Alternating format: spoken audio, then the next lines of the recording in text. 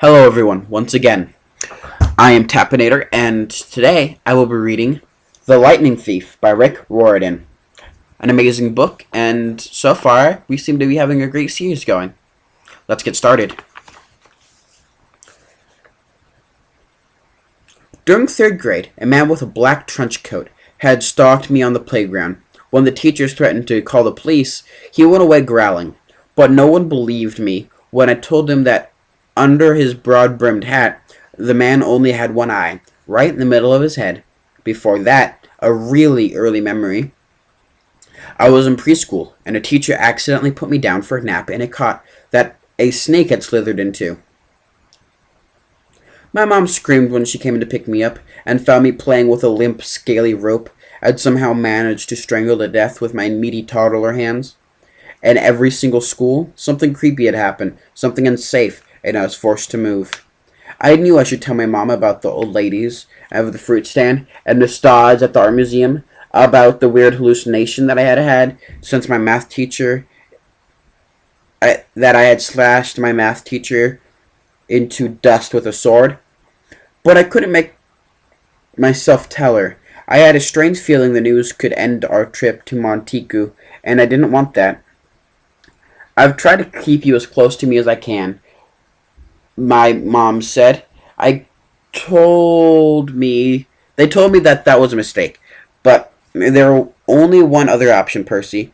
The place your father wanted to send you. And I just couldn't stand to do that. My father wanted me to go to a special school.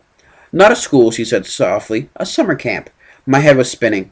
Why would my dad, who hadn't even stayed around long enough to see me born, talk to my mother about a summer camp?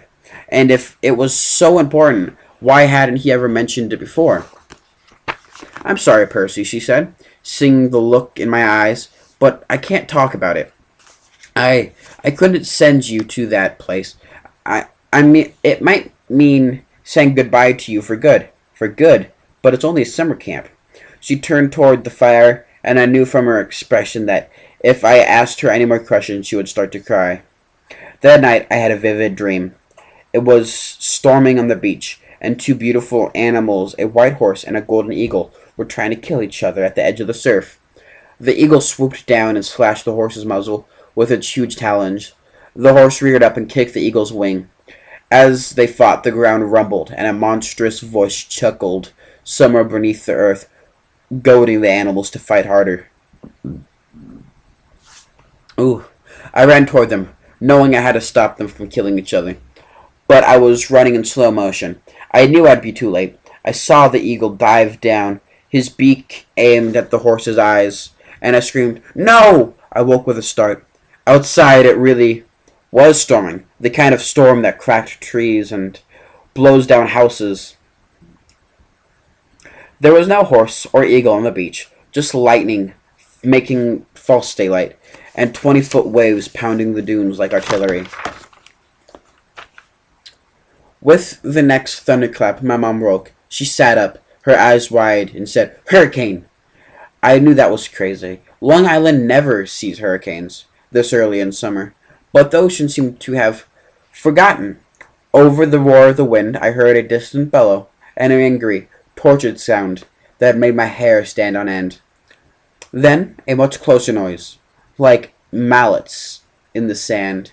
A desperate voice, someone yelling, pounding on our cabin door. My mother sprang out of bed in her nightgown and threw open the lock. Grover stood framed in the doorway against the backdrop of pouring rain, but he wasn't exactly Grover. "Searching all night," he gasped. What were you thinking?" My mother looked at me in terror, not scared of Grover, but of why he had come. "Percy," she said, shouting to be heard over the rain. "What happened at school? Why didn't you tell me?" I was frozen, looking at Grover. I couldn't understand what I was saying. "Oh, Kikai Ayu Theo," he yelled. "It's right behind me. Didn't you tell her?" I was too shocked to register what he had just cursed in ancient Greek, and I understood him perfectly. I was too shocked to wonder how Grover had gotten here by himself in the middle of the night, because Grover didn't have his pants on. And where his legs should be, My mom looked at me sternly and talked in a tone she'd never used before. Percy, tell me now. I stammered something about the old ladies in the fruit stand. Miss Dodds and my mom stared at me, her face deathly pale in the flashes of lightning. She grabbed her purse, tossed me my rain jacket, and said, Get in the car, both of you. Go! Grover ran for the Camaro. But he wasn't running. He wasn't running exactly. He was trotting, shaking his shaggy hindquarters, and suddenly his story about the muscular disorder in his legs made sense to me. I understood how he could run so fast and still limp when he walked, because where his feet could be, where his feet should be, there were no feet. They were cloven hooves. Alright, everyone, I know this is a short video, only 6 minutes, but that is the end of Chapter 3, and I will be starting Chapter 4 next video. Oh, I got up and stretched. My back's starting to hurt. I think I'm going to be taking a little bit of a break, probably drinking some more tea, maybe getting some breakfast. I'm really hungry. Alright, well, thank you for watching once again. This is The Lightning Thief by Riordan. Now, if I get any comments or likes down below, I'd really appreciate it. I know it's going to motivate me to continue doing this series. Thank you very much. Alright, bye-bye everybody, and I'll see you next time. This is Tapinator, and I'm out. Love you guys.